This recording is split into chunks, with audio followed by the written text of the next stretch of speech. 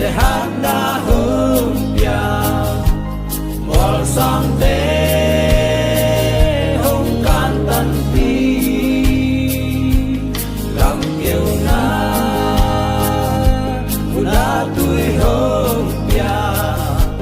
qua miel kham ni vang tam sa kiến thế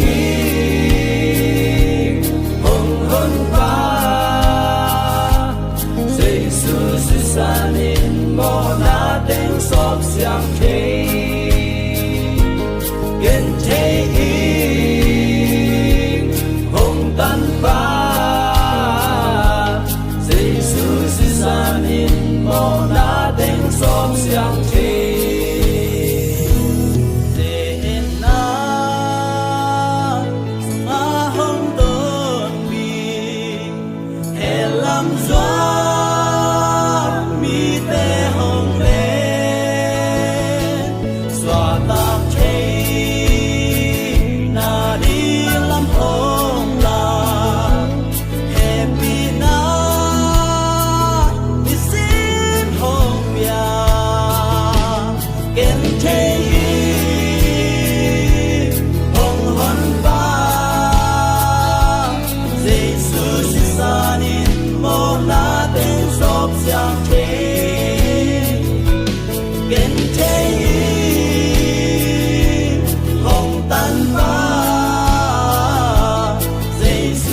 sanin mo natin sop siyang Jesus sanin mo natin sop siyang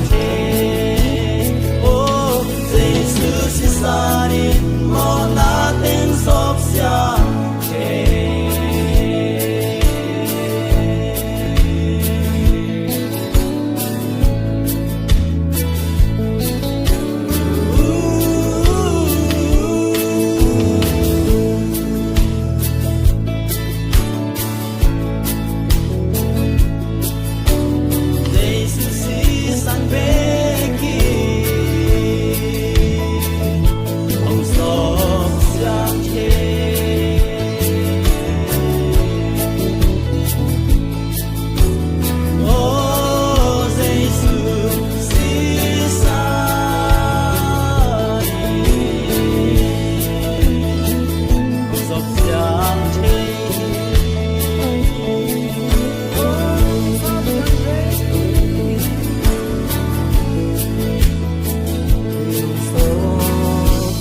Tree.